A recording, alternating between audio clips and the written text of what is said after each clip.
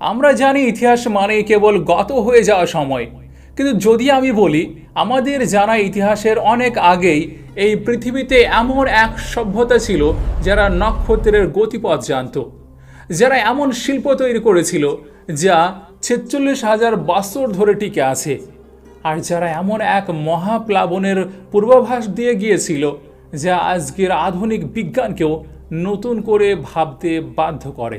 আজ আমরা কেবল অতীতের গল্প শুনব না, আমরা উন্মোচন করব সেই হারিয়ে যাওয়া জ্ঞানের চাবিকাঠি যা ছিল হযরত আদম আলাইহিস সালামের পরবর্তী নবীদের হাতে। তৈরি হয়ে যান আরও একটি খুব সুন্দর এপিসোডের জন্য, কারণ এই এপিসোডের ভিতরের প্রতিটি মুহূর্ত আপনার চিন্তার জগৎকে ওলট পালট করে দেবে।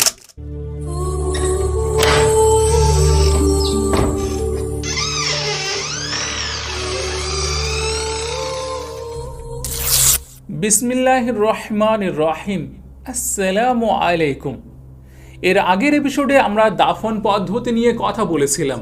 আমরা দেখেছিলাম পৃথিবীর বিভিন্ন অঞ্চলে মানুষের দাফনের নিয়ম, আর সেখানে একটা অদ্ভুত মিল লক্ষ্য করেছিলাম। প্রায় প্রতিটি কবরেই ছিল লাল মাটির উপস্থিতি, কিন্তু সেই লাল মাটি কি কেবল কবরে সীমাবদ্ধ ছিল? না, আজকের এপিসোডে আমরা সেই একই লাল মাটির ব্যবহার দেখব, কিন্তু সম্পূর্ণ ভিন্ন এক প্রেক্ষাপটে, শিল্পকলা বা ওয়াল পেন্টিংয়ের জগতে। আপনাদেরকে জানিয়ে রাখি, দাফনের পদ্ধতির মতো শিল্পকলাও একটি সমাজের আদর্শ, বিশ্বাস ও মানসিকতার এমন এক প্রমাণ যাকে সহজে অস্বীকার করা যায় না। কিন্তু কেন? কারণ শিল্প সব সময়েই মানুষের সৃজনশীলতা এবং তার আবেগের প্রকাশের একটি মাধ্যম, এমন এক প্রকাশ যা অন্য মানুষও দেখতে পারে, অনুভব করতে পারে এবং হাজার হাজার বছর পরেও বুঝতে পারে। আপনারা নিশ্চয়ই বিশ্বের বিখ্যাত শিল্পীদের কথা জানেন, লিওনার্দো দা ভিঞ্চি এবং তার মোনালিসা, ভিনসেন্ট ভ্যান গগ এবং তার স্টারি নাইট, কিংবা মাইকেল অ্যাঞ্জেলোর সিস্টিন চ্যাপেলের বিখ্যাত চিত্রকর্মগুলোর কথা। এরা সবই ইতিহাসের অন্যতম শ্রেষ্ঠ শিল্পী, আর তাদের সৃষ্টি আজও মানব সভ্যতার সম্পদ হিসেবে বিবেচিত হয়। কিন্তু প্রশ্ন হলো, এসবের শুরু কোথায়? মানুষ প্রথম শিল্প সৃষ্টি করতে শিখল কিভাবে? আর শিল্পের সবচেয়ে জনপ্রিয় রূপ অর্থাৎ চিত্রাঙ্কনের সূচনা কোথা থেকে হয়েছে? আজকের আধুনিক যুগে আমরা যখন স্মার্টফোনের স্ক্রিনে গ্যালারি দেখি কিংবা জুম করে উচ্চ রেজলিউশনের ছবি দেখি, তখন আমাদের কি একবারও মনে হয় আমরা এই যে দৃশ্য দেখার ক্ষমতা অর্জন করেছি এর শেকড় কতটা গভীরে?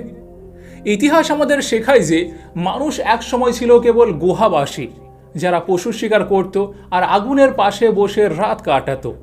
কিন্তু সেই অন্ধকার গুহার দেওয়ালে যখন আলোর ঝিলিক পড়ে, তখন এমন কিছু দৃশ্য ফুটে ওঠে যা আধুনিক বিজ্ঞানকেও নাড়িয়ে দেয়।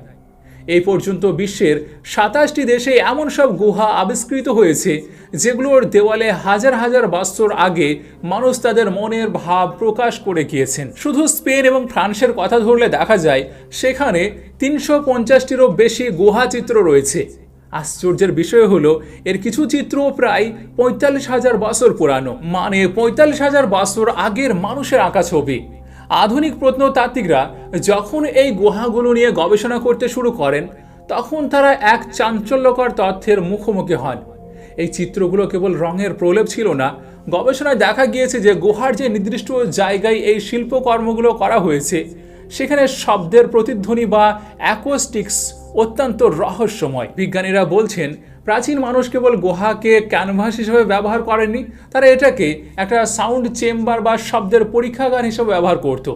তারা গুহার ভিতরে এমন সব শব্দ বা সুর তৈরি করত যা মস্তিষ্কের নিউরনে এক অদ্ভুত স্পন্দন সৃষ্টি করত। এর ফলে মানুষের মস্তিষ্ক এক বিশেষ ধ্যানের স্তরে পৌঁছে যেত, যেখানে তারা সাধারণ চেতনার বাইরের জগৎ দেখতে পেত। তাহলে কি এই চিত্রগুলো কেবল শখের বশে আঁকা ছিল? না, বরং এগুলো ছিল সেই অতি প্রাকৃত দর্শনের দলিল যা তারা গুহার অন্ধকারে দেখতে পেত। এই চিত্রগুলোর অধিকাংশই তৈরি হয়েছে ফিঙ্গার স্ট্রেসিং প্রযুক্তিতে, অর্থাৎ আঙ্গুল ব্যবহার করে আঁকার পদ্ধতিতে। মানে তখন তো আর তুলি বা ক্যানভাস ছিল না, তাই তারা লাল মাটি বা রেড ওকারের ব্যবহার করত, যার কথা আমি আগেও বলেছি। এটি একটি প্রাকৃতিক লাল রঙের খনিজ। সেই রং আঙুলে মেখে তারা গুহার দেওয়ালে ছবি আঁকত, আর এই পদ্ধতিকে বলা হয় ফিঙ্গার ট্রেসিং। নিঃসন্দেহে এই চিত্রগুলো দেখে আমরা আজও আন্দাজ করতে পারি সেই মানুষগুলো কিভাবে চিন্তা করত, কিভাবে তাদের জীবন যাপন করত এবং তাদের মানসিক জগৎ কেমন ছিল। আমাদের সময়ের অন্যতম বিখ্যাত শিল্পী পাবলো পিকাসো যখন স্পেনের আলতামিরা গুহা পরিদর্শন করেছিলেন, তখন তিনি একটি বিখ্যাত মন্তব্য করেছিলেন, আর আমি তার অনুভূতিটা বেশ ভালোভাবে বুঝতে পারি।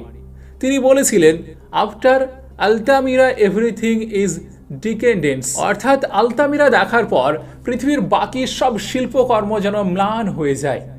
ব্যক্তিগতভাবে আলতামিরার পর আমারও সবচেয়ে প্রিয় গুহা চিত্রগুলোর একটি হলো আলজেরিয়ার একটি গুহায় খোদাই করা ঘুমান্ত হরিণের চিত্র।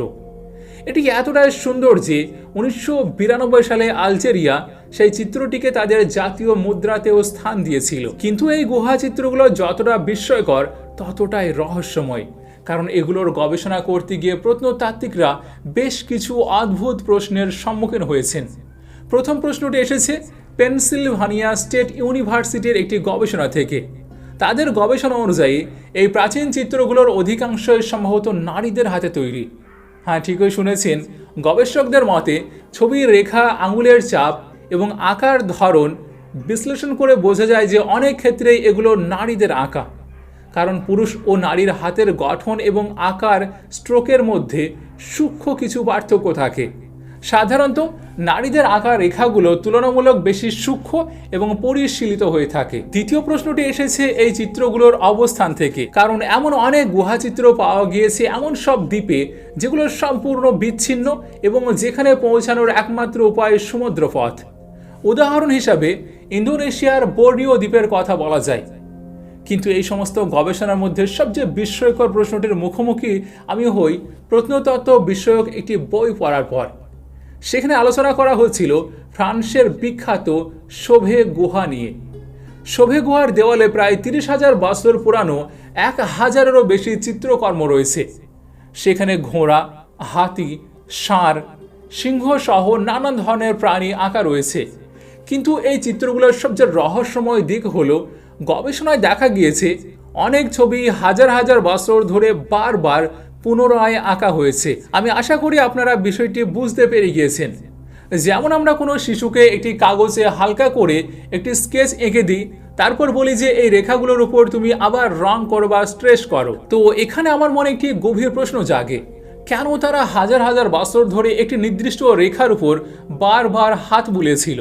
তারা কি কোনো অশুভ শক্তির প্রভাব থেকে মুক্তি পেতে চেয়েছিল, নাকি তারা কোনো এক মহান নবীর রেখে যাওয়া স্মৃতির উপর হাত রেখে সেই পবিত্রতা অনুভব করতে চেয়েছিল? এটির বিশ্লেষণ আপনাদের সামনে কিছুক্ষণ পরে রাখছি। আচ্ছা, বিজ্ঞান এবং ইতিহাসের এই সংযোগস্থলে দাঁড়িয়ে আমরা বুঝতে পারি যে এই গুহাগুলো কেবল মানুষের আঁকা ছবি ছিল না, বরং এগুলো ছিল এক ধরনের লিভিং আর্কাইভ বা জীবন্ত দলিল। এছাড়া গুহার গভীর অন্ধকারে অক্সিজেনের স্বল্পতা নিয়ে সাম্প্রতিক সময়ে যে গবেষণা হয়েছে তা অত্যন্ত চমকপ্রদ। মানুষের মস্তিষ্কে যখন অক্সিজেনের পরিমাণ কমে যায় তখন সে হ্যালুসিনেশন বা অমূলক দৃশ্য দেখতে পায়। অনেক নৃবিজ্ঞানী মনে করেন এই প্রাচীন গুহাবাসীরা গুহার গভীরে গিয়ে ইচ্ছাকৃতভাবে এমন পরিবেশ তৈরি করত যাতে তারা তাদের দেবতাদের বা মৃত পূর্বপুরুষদের সঙ্গে যোগাযোগ করতে পারে। গুহার দেওয়ালের সেই অমসৃণ পাথরগুলো তাদের চোখে জীবন্ত প্রাণীর আকার নিত, আর ঠিক সেই মুহূর্তে যখন তাদের মস্তিষ্ক এক অন্য জগতে বিচরণ করেছে তখনই তারা দেওয়ালে এই চিত্রগুলো খোদাই করত। এটি ছিল তাদের কাছে প্রার্থনা, তাদের কাছে মহাজাগতিক এক যোগসূত্র। এখন আসি সবচেয়ে বড় টুইস্টের কাছে। বিজ্ঞান এবং আধুনিক প্রত্নতত্ত্ব গুহাচিত্র নিয়ে যে রহস্যের জাল বুনেছে তা কেবল একটি প্রেক্ষাপট মাত্র। কিন্তু যখন আমরা ধর্মীয় ইতিহাস ও প্রাচীন পুঁথিপত্রের দিকে তাকাই তখন এই রহস্য আরও গভীর, আরও অন্ধকার এবং আরও আশ্চর্যজনক হয়ে ওঠে। বিজ্ঞান বলছে গুহাচিত্রগুলো হয়তো মানব বিকাশের প্রাথমিক পর্যায়ে নিদর্শন, কিন্তু প্রাচীন ধর্মীয় গ্রন্থ ও ঐতিহাসিক পাণ্ডুলিপিগুলো অন্য কথা বলছে যে সেই সময়ে পৃথিবীর পরিবেশ ছিল বর্তমানের চেয়ে সম্পূর্ণ ভিন্ন। পৃথিবী তখন কেবল মানুষের পদচারণায় মুখরিত ছিল না, ছিল অন্য এক শক্তির রাজত্ব। হযরত আব্দুল্লাহ ইবনে ওমর রাদিয়াল্লাহু তাআলা আনহু এবং হযরত আব্দুল্লাহ ইবনে আব্বাস রাদিয়াল্লাহু তাআলা আনহু উভয়ের বর্ণনা অনুযায়ী হযরত আদম আলাইহিস সালাম পৃথিবীতে আগমনের আগে এই পৃথিবীতে জিন জাতি বসবাস করত। তারা ছিল এই পৃথিবীর আদি বাসিন্দা। আদম আলাইহিস সালাম পৃথিবীতে আসার পর জিনেদের বিশাল একটি অংশকে দ্বীপপুঞ্জ ও বন জঙ্গলের দিকে সরে যেতে বাধ্য করা হয়। কিন্তু তারা কি পুরোপুরি বিলুপ্ত হয়ে গিয়েছিল, নাকি তারা আজও মানুষের চোখের আড়ালে কোনো এক দুর্গম অঞ্চলে লুকিয়ে আছে? ইবনে কাসির ও অন্যান্য মুফাসসিরদের বর্ণনায় পাওয়া যায়, আদম আলাইহিস সালামের আগমনের পর পৃথিবীতে জিনেদের পাশাপাশি আরও দুইটি রহস্যময় সৃষ্টির উল্লেখ পাওয়া যায়, যাদের নাম ছিল হান এবং মান। অষ্টম শতাব্দীর বিখ্যাত পণ্ডিত আল জাহিজের মতে হান ও মান ছিল জিনেদের তুলনায় অপেক্ষাকৃত দুর্বল ধরনের সৃষ্টি, যারা সম্ভবত অনেক আগে থেকে বিলুপ্ত হয়ে গিয়েছিল, কিন্তু তাদের রেখে যাওয়া চিহ্নগুলো প্রাচীন পৃথিবীতে টিকেছিল। কিন্তু এর বাইরে আরও কিছু রহস্যময় সৃষ্টির উল্লেখ পাওয়া যায় প্রাচীন কিছু গ্রন্থে। এমনকি এমন একটি গ্রন্থ আছে যেখানে হযরত নূহ আলাইহিস সালামের পূর্ববর্তী নবীদের নাম সহ উল্লেখ করা হয়েছে এবং তাদের যুগের পৃথিবীর সম্পর্কে বিস্ময়কর সব বর্ণনাও দেওয়া হয়েছে। সে গ্রন্থে এমন কিছু তথ্য রয়েছে যা শুনলে হয়তো আপনি বিশ্বাসই করতে চাইবেন না। তবে একটি বিষয় আমাদের অবশ্যই মনে রাখতে হবে, আল্লাহ রাব্বুল আলামিন কুরআনুল কারীমে বলেছেন, তোমার রবের বাহিনীর সম্পর্কে তিনি ছাড়া আর কেউ জানে না। আচ্ছা, আপনারা কি কখনো ভেবেছেন এই গুহা চিত্রগুলোতে মানুষের পূর্ণ অবয়ব কেন নেই? অধিকাংশ ক্ষেত্রে সেখানে প্রাণীর অবয়ব বা অদ্ভুত সব আকার আকৃতি আঁকা রয়েছে। এর একটি কারণ হতে পারে সেই সময় পৃথিবীতে জিন বা হান মানদের আধিপত্যের কারণে মানুষের পূর্ণ অবয়ব আঁকা বিপজ্জনক ছিল, অথবা মানুষের অবয়ব আঁকা ছিল নিষিদ্ধ বা অন্য কোনো আধ্যাত্মিক বাধ্যবাধকতার বিষয়। কিন্তু এই গুহা চিত্রগুলোর সবচেয়ে রহস্যময় দিকটি এখনও আপনাদের সামনে উপস্থাপন করিনি। 15,000 বছরেরও বেশি পুরানো যেসব চিত্রকর্ম পাওয়া গিয়েছে সেগুলোর মধ্যে প্রায় কোথাও মানুষের পূর্ণ অবয়ব দেখা যায় না। অধিকাংশ ক্ষেত্রে শুধু প্রাণীদের ছবি আঁকা হয়েছে। এবার এখানে আবির্ভাব ঘটে হযরত সীস আলাইহিস সালামের, যাকে বলা হয় আল্লাহর উপহার।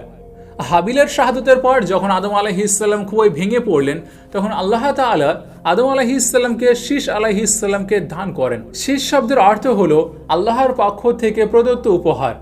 ইবনে কাসিরের বর্ণনায় পাওয়া যায়, আদম ও হাওয়া আলাইহিস সালাম তার নাম শীষ রেখেছিলেন কারণ তিনি হাবিলের পরিবর্তে আল্লাহর পক্ষ থেকে প্রাপ্ত এক বিশেষ উপহার ছিলেন। বাইবেল বা ইহুদি ঐতিহ্যে তাকে সেত বলা হয়। শীষ আলাইহিস সালাম কেবল একজন নবী ছিলেন না, বরং তিনি ছিলেন মানব জাতির সেই দুর্দিনেও আলোকবর্তিকা। তিনি চেহারা এবং অবয়বে হযরত আদম আলাইহিস সালামের সঙ্গে অত্যন্ত সাদৃশ্যপূর্ণ ছিলেন, যা তখনকার মানুষদের কাছে এক বিশেষ স্বস্তির কারণ ছিল।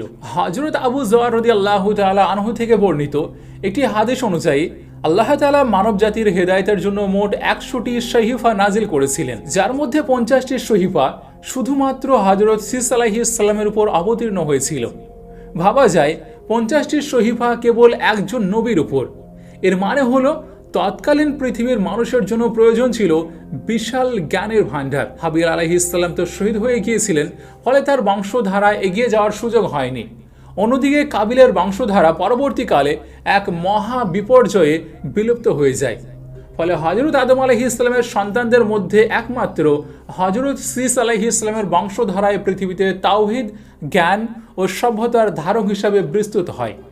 এই কারণে অনেক ঐতিহাসিক ও ইসলামী বর্ণনায় তাকে মানব জাতির অন্যতম প্রধান পূর্বপুরুষ হিসাবেও উল্লেখ করা হয়েছে। ইবনে ইসাকের বর্ণনায় উল্লেখ আছে যে হযরত আদম আলাইহিস সালাম শীষ আলাইহিস সালামকে দিন ও রাতের হিসাব, সময়ের ধারণা এবং বিভিন্ন ইবাদতের নির্ধারিত সময় সম্পর্কে শিক্ষা দিয়েছিলেন।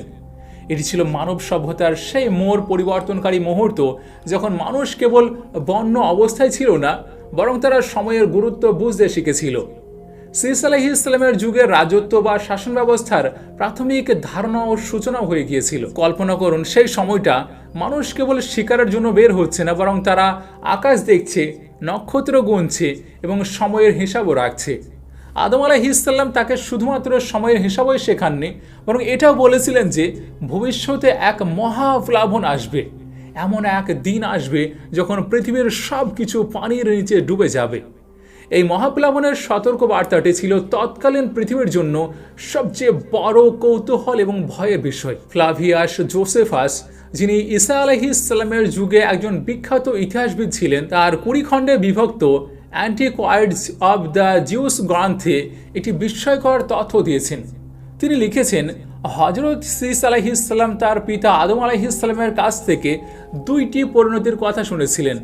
1, মহাপ্লাবন, এবং 2, আগুনের দ্বারা পৃথিবীর ধ্বংস বা কিয়ামত। আর এই জ্ঞানকে সংরক্ষণ করার জন্য সীস আলাইহিসসালাম 2টি বিশাল স্তম্ভ নির্মাণ করেছিলেন। একটি ছিল মাটির তৈরি এবং অন্যটি ইটের তৈরি বলা হয়।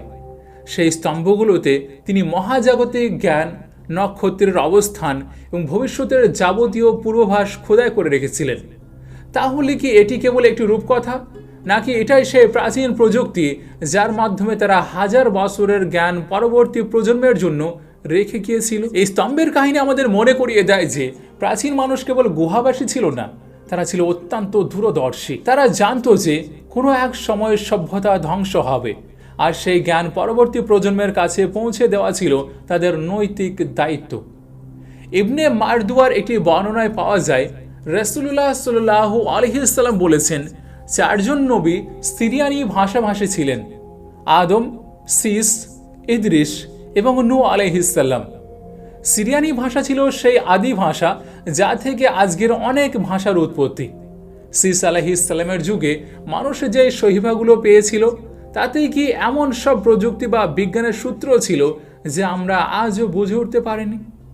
ইমাম তাবারির মতো মুফাসসিররা ইঙ্গিত দিয়েছেন যে কুরআনে উল্লেখিত পূর্ববর্তী সহিফাগুলোর মধ্যে সীস আলাইহিসসালামের উপর নাজিলকৃত এই জ্ঞানও অন্তর্ভুক্ত আছে। কিন্তু কাবিলের বংশধরদের সঙ্গে সীস আলাইহিসসালামের বংশধরদের বিরোধ ছিল প্রকট।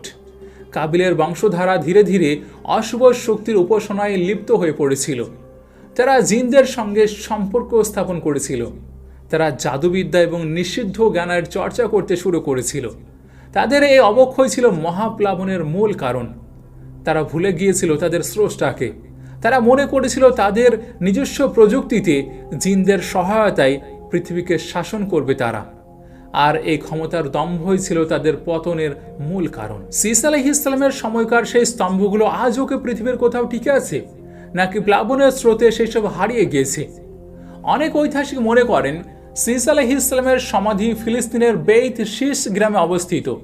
তবে এর সত্যতা নিয়ে বিতর্ক রয়েছে। কিন্তু আসল বিষয় সমাধি নয়, আসল বিষয় হলো সেই জ্ঞান যা তিনি রেখে গিয়েছিলেন। আপনারা কি বুঝতে পারছেন আমরা কোন গভীর ষড়যন্ত্র ও রহস্যের কথা বলছি? যখন আমরা প্রাচীন গুহাচিত্রের পাশে সীস আলাইহিসসালামের এই জ্ঞানকে বসাই, তখন সবকিছু পরিষ্কার হয়ে যায়। সেই গুহাগুলো কি কেবল শিকারে চিত্র আঁকার জায়গা ছিল, নাকি সেগুলো ছিল সীস আলাইহিসসালামের অনুসারীদের জ্ঞান চর্চার কেন্দ্র? তারা হয়তো গুহার দেওয়ালে সেই জ্ঞানই খোদাই করছিল যা তাদের নবী তাদের শিখিয়েছিলেন। কিন্তু কাবিলের বংশধরদের কুপ্রভাবে ধীরে ধীরে সেই জ্ঞান হারিয়ে যেতে থাকে। তারা ভুল ব্যাখ্যা দিতে শুরু করে, তারা সেই পবিত্র রেখাগুলোর অপব্যবহার করে, আর এইভাবে পৃথিবীতে নৈতিক অবক্ষয় ছড়িয়ে পড়ে। এবার আমরা সেই সন্ধিক্ষণে দাঁড়িয়েছি যেখানে ইতিহাস এবং মহাজাগতিক জ্ঞানের মিলন ঘটবে। হযরত সীস আলাইহিসসালামের জ্ঞান ভাণ্ডার যা তিনি মাটির ও ইটের স্তম্ভে সংরক্ষণ করেছিলেন, তা কিন্তু পরবর্তীকালে এক নতুন রূপ পেয়েছিল হযরত ইদ্রিস আলাইহিসসালামের যুগে। ইদ্রিস আলাইহিসসালাম কেবল একজন নবী ছিলেন না, তিনি ছিলেন মানব ইতিহাসের প্রথম পলিম্যাথ বা সর্ববিষয়ে বিশেষজ্ঞ। কুরআনের সূরা আম্বিয়া ও সূরা মারিয়ামে তার নাম উল্লেখ করে এবং সেই উচ্চ মর্যাদা, এই সব কিছুর গভীরে লুকিয়ে আছে এমন এক জ্ঞান যা আজও আমাদের আধুনিক বিজ্ঞানকে চ্যালেঞ্জ করে। আপনাদেরকে জানিয়ে রাখি, হযরত ইদ্রিস আলাইহিসসালামের নাম বিভিন্ন প্রাচীন গ্রন্থে ভিন্ন ভিন্ন রূপে পাওয়া যায়। কোথাও তিনি হনক, কোথাও হানক, কোথাও খনক, আবার কোথাও এনক। এই এনক বা ইদ্রিস আলাইহিসসালামকে নিয়ে যখন আমরা রিসার্চ করতে শুরু করি, তখন প্রথমে আমাদের সামনে আসে দ্য বুক অফ ইনক বা হনকের কিতাব। 1946 সালে ফিলিস্তিনের কুমরান পাহাড়ের সেই গুহায় পাওয়া ডেড সি স্ক্রল অর্থাৎ মৃত সাগরের পাণ্ডুলিপিগুলোর মধ্যে এটি ছিল সবচেয়ে রহস্যময় অংশ। অনেকেই জানতে চান এই গ্রন্থটি কেন এত গুরুত্বপূর্ণ। কারণ এই গ্রন্থের প্রতিটি লাইনে এমন সব তথ্যের সমাবেশ রয়েছে যা কোনো সাধারণ মানুষের পক্ষে সেই যুগে জানা সম্ভব ছিল না। বুক অব ইনোক বা হনকের কিতাব মূলত সাদা ও মসৃণ চামড়ার উপর প্রাচীন গিজ ভাষায় লেখা ছিল। দীর্ঘ গবেষণার পর বিংশ শতাব্দীতে পোল্যান্ডের গবেষক জোজেফ মিলিক যখন এর অনুবাদ করেন তখন বিশ্বজুড়ে হইচই পড়ে যায়। তিনি 13টি বিলুপ্ত ভাষা ও 6টি জীবন্ত ভাষার বিশেষজ্ঞ ছিলেন। তার মতে এই গ্রন্থে বর্ণিত জ্ঞান কেবল ধর্মীয় কোনো বলি নয়, বরং এটি ছিল একটি পূর্ণাঙ্গ মহাজাগতিক ও বৈজ্ঞানিক ম্যানুয়াল। এই গ্রন্থে 364 দিনের একটি সৌর ক্যালেন্ডারের কথা বলা হয়েছে। আধুনিক বিজ্ঞানে আমরা জানি সৌর বছর 365 দিন 24 দিনের, কিন্তু প্রাচীন ইদ্রিস আলাইহিসসালামের যুগে 364 দিনের যে নিখুঁত ক্যালেন্ডারটি ব্যবহৃত হতো তা 4টি ঋতুতে বিভক্ত ছিল এবং প্রতিটি ঋতু ছিল 91 দিনের। আপনারা কি কখনো ভেবে দেখেছেন 91 দিনকে 4 দিয়ে গুণ করলে কত হয়? 364। এই যে নিখুঁত গাণিতিক ভারসাম্য, এটি কোনো কাকতালীয় বিষয় হতে পারে না। শুধু তাই নয়, এই গ্রন্থে 52 সপ্তাহের যে হিসাব দেওয়া হয়েছে তা আমাদের আজকের আধুনিক ক্যালেন্ডারের সঙ্গে হুবহু মিলে যায়। বুধবারকে এই ক্যালেন্ডারে আলোর সৃষ্টির দিন বা বছরের শুরু হিসেবে দিন ধরা হয়েছে। কেন বুধবার? অনেক প্রাচীন ঐতিহ্যে বুধবারকে মার্কারি বা বুধ গ্রহের সঙ্গে যুক্ত করা হয়, যা জ্ঞান ও বুদ্ধির প্রতীক। ইদ্রিস আলাইহিসসালাম কি নক্ষত্রপুঞ্জের অবস্থান এবং গ্রহের গতিবিধির সম্পর্কে এতটা অবগত ছিলেন যে তিনি সময়ের প্রতিটি সেকেন্ডের হিসাব রাখতে পারতেন? হ্যাঁ, বুক অব ইনোকে চন্দ্র ক্যালেন্ডারের বর্ণনা এবং নক্ষত্রের নির্দিষ্ট পথের যে বিশদ চিত্র রয়েছে তা দেখে আজকের অ্যাস্ট্রোনমাররাও অবাক হয়ে যাচ্ছেন। সেখানে পৃথিবী এবং আকাশের 7টি বৃহৎ ভূমিখণ্ড বা অঞ্চলের কথা বলা হয়েছে, যা প্রাচীন বিশ্বের ভৌগোলিক ধারণার চেয়েও অনেক বেশি উন্নত ছিল। আচ্ছা, ইদ্রিস আলাইহিসসালামের এই জ্ঞান কেন আমাদের এত বিস্ময়কর লাগে? কারণ তিনি ছিলেন প্রথম ব্যক্তি যিনি কলম দিয়ে লিখন পদ্ধতি চালু করেছিলেন। ইবনে মারদুয়ার বর্ণনা এসেছে, হযরত আবু যর রাদিয়াল্লাহু তাআলা আনহুর সূত্রে রাসূলুল্লাহ সাল্লাল্লাহু আলাইহি সাল্লাম বলেছেন যে 4 জন নবী সিরিয়ানি বা প্রাচীন সিরিয়াক ভাষাভাষী ছিলেন: আদম আলাইহিসসালাম, শীস আলাইহিসসালাম, ইদ্রিস আলাইহিসসালাম এবং নূহ আলাইহিসসালাম। হযরত ইদ্রিস আলাইহিসসালামের উপর নাজিল হয়েছিল 30টি সহিফা। এই কলমের উদ্ভাবন কেবল লেখার জন্য ছিল না, এটি ছিল জ্ঞানকে স্থায়িত্ব দেওয়ার জন্য। প্রাচীন কাদামাটির ফলক বা মাটির উপর যে লিখন শৈলী আমরা দেখি তার পিছনে ইদ্রিস আলাইহিসসালামের সেই পবিত্র কলমেরই প্রভাব রয়েছে। তিনি কেবল লিখতেন না, তিনি মানুষকে শিক্ষা দিতেন কিভাবে মহাকাশ ও পৃথিবীর গভীর জ্ঞান অর্জন করতে হয়। সূরা মারিয়ামের সেই রহস্যময় আয়াত, আমরা তাকে এক উচ্চ মর্যাদার সম্পন্ন স্থানে উন্নীত করেছিলাম, এর পিছনে লুকিয়ে আছে তার সেই মহাজাগতিক সফরের কাহিনী। অনেক মুফাসসির ও ঐতিহাসিকের মতে তিনি ফেরেশতা উরিয়েলের সাথে আকাশ পথে ভ্রমণ করেছিলেন। বুক অব ইনোক বর্ণিত তার এই যাত্রার গ্রিক অনুবাদে একটি শব্দ ব্যবহার করা হয়েছে, মেটাটিথেমি। এই শব্দটির অর্থ হলো এক বাস্তবতা থেকে অন্য বাস্তবতায় স্থানান্তরিত হওয়া। আধুনিক যুগে যাকে আমরা মেটাভার্স বলি, সেখানেও মেটা শব্দটি একই মূল থেকে এসেছে, অর্থাৎ মানুষ যখন তার নিজের জগতের সীমানা ছাড়িয়ে অন্য কোনো মহাজাগতিক বাস্তবতায় প্রবেশ করে। তাহলে ইদ্রিস আলাইহিসসালামের এই সফর কি কেবল আধ্যাত্মিক ছিল, নাকি তিনি কোনো বিশেষ মহাজাগতিক যান বা ফেরেশতাদের বিশেষ ক্ষমতায় চতুর্থ আসমান আরোহণ করেছিলেন? আপনাদেরকে জানিয়ে রাখি, এই সফরের সময় তিনি পৃথিবীর নানান প্রান্ত ঘুরে দেখেছিলেন।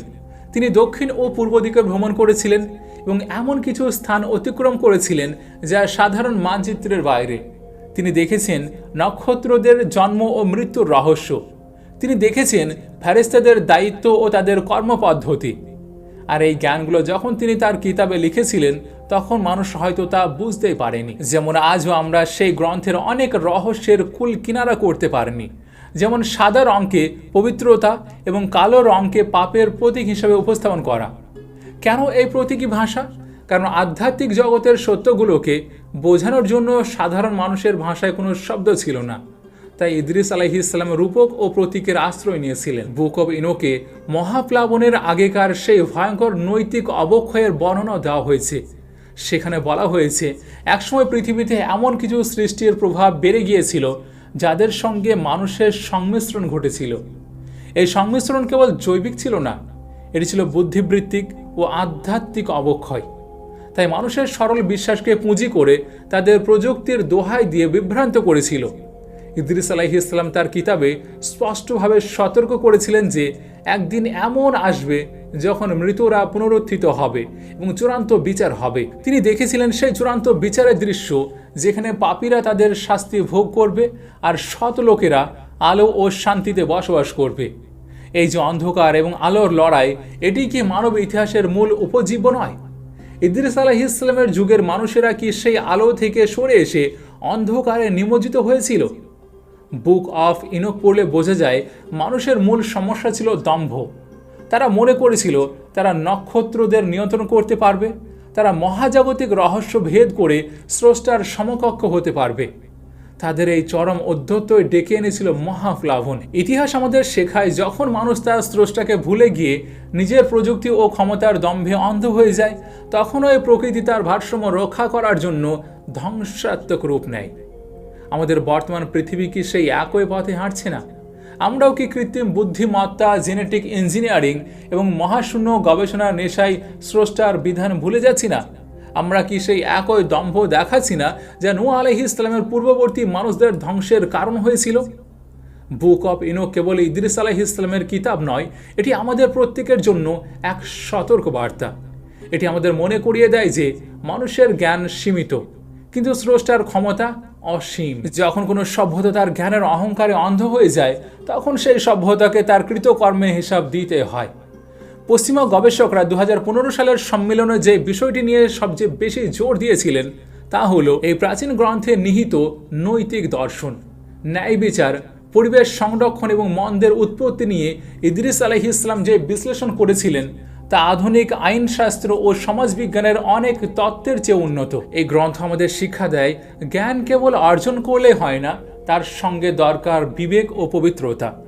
হযরত ইদ্রিস আলাইহিস সালাম যখন বলতেন সাদা রং পবিত্রতার প্রতীক, তিনি আসলে ইঙ্গিত করতেন যে আমাদের অন্তরের পবিত্রতার প্রতীক। আর যখন তিনি বলতেন কালো রং পাপের প্রতীক, তিনি সতর্ক করতেন আমাদের মনের অন্ধকার দিকগুলোর সম্পর্কে। এই যে প্রাচীন পাণ্ডুলিপি যা হাজার বছর ধরে মাটির নিচে লুকিয়েছিল, তা যেন আজকের আধুনিক মানুষের বিবেককে ডাকছে। ইদ্রিস আলাইহিস সালাম আজ আমাদের মাঝে নেই, কিন্তু তার কলম থেকে বেরিয়ে আসা সেই অক্ষরগুলো আজও জীবিত। এই অক্ষরগুলো আমাদের বলছে আমরা কোথা থেকে এসেছি এবং আমাদের কোথায় যেতে হবে। মহাপ্লাবন তো কেবল একটি ঘটনা ছিল, এটি ছিল ইতিহাসের এক বিশাল পরিবর্তনের মোড়। নূহ আলাইহিস সালামের কিস্তিতে ওঠার আগে মানুষ কি দেখেছিল আর কি বুঝেছিল এবং কেন তারা বুঝতে পেরেও ফিরে আসেনি, এই পুরো চিত্রটি হযরত ইদ্রিস আলাইহিস সালাম তার কিতাবে ফুটিয়ে তুলেছেন খুব সুন্দরভাবে। আমরা এখন সেই রহস্যের দোরগোড়ায় পৌঁছে গিয়েছি, যেখান থেকে নূহ আলাইহিস সালামের মহাপ্লাবনের সত্য ইতিহাস শুরু হতে চলেছে। আপনারা কি বুঝতে পারছেন, এই মহাপ্লাবন কেবল জলরাশি ছিল না, এটি ছিল ইতিহাসের এক রিফ্রেশ বাটন। নূহের প্লাবনের পর পৃথিবী নতুন করে শুরু হয়েছিল, কিন্তু সেই প্লাবনের আগে কি হয়েছিল? কি সেই অশুভ শক্তির ষড়যন্ত্র ছিল? কেন ইদ্রিস আলাইহিস সালামের কিতাবে এত রহস্যময় চরিত্রের বর্ণনা রয়েছে? পরবর্তী অধ্যায়ে আমরা সেই অশুভ সত্তা এবং নূহের প্লাবনের ভয়াবহ রহস্যই উন্মোচন করতে চলেছি।